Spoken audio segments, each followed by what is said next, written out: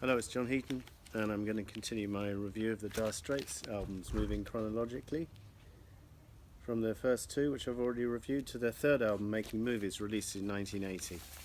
So it's a hot day here in Budapest, so I won't show you the record. I'll have to put the record in the shade in a minute. Let me just, cover's coming to bits. Let me just show you the lyrics here, pictures of the band here, down to a three-piece here, augmented by someone on keyboards. I'm not sure if he's credited, but I think it's Roy Bittan from the E Street band is on keyboards, but he's not credited as a member of the band here, whereas Alan Clark, who did the keyboards later, I think was. So David Knopfler had moved aside, Mark's brother, having been on the first two albums. I think he just didn't fancy continuing in the limelight, so I did see a solo album of his the other day from 1984, so he's continued in the music business for a while. This is a rather dusty copy on the Vertigo label. Better put it in the shade pretty much immediately. So, quite an interesting cover. Making Movies, plain red cover with the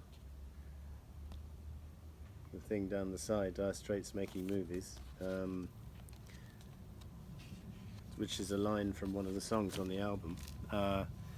And the album, I know James Boyce says this is his album to go to for Dire Straits, and I had it in the car for the last couple of weeks, and I have to say it's a very strong album.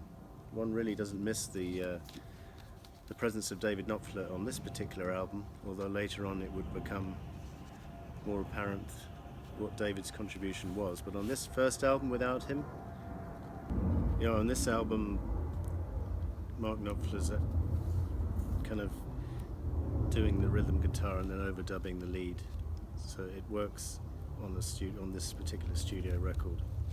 Although on stage, I'm not sure. I never saw them live actually. I'm not sure how successful that was on stage. With presumably they brought in another guitarist to play live with them. So it opens very strongly with Tunnel of Love, and this is fairly kind of standard, one could almost say generic Dire Straits type track, and there's been several tracks in this genre from them over the years, but that doesn't mean it's not a good track.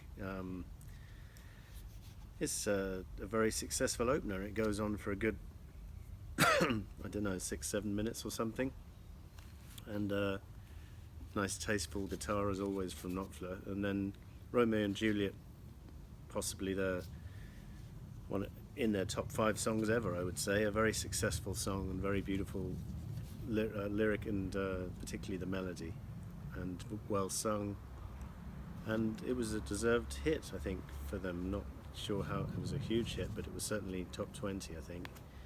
And then Skate Away is a nice track to end side 1, and with some amusing half-spoken words from Mark, such as one particular line which a friend of mine was amused by at university. He's got a whole world in the city, yay! So amusing track, and catchy chorus, and very strong first side to this record.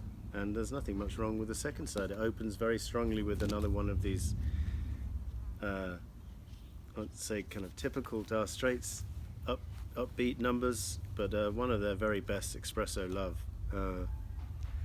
Crazy for That Girl. I love this track. One of my favourites on the album, probably my top 3. And then Hand in Hand is a nice tender ballad, which is not quite on the par with Romeo and Juliet, but very decent and well performed. And then Solid Rock, which is amusing that Mark came up with a song called Solid Rock in 1980, because Bob Dylan on his Saved album also had a song called Solid Rock, and that must have been no coincidence, because Knopfler had worked with Dylan the previous year, so I think they were both fans of each other's material, so they probably had a chuckle at the fact that they were recording a song of the same name.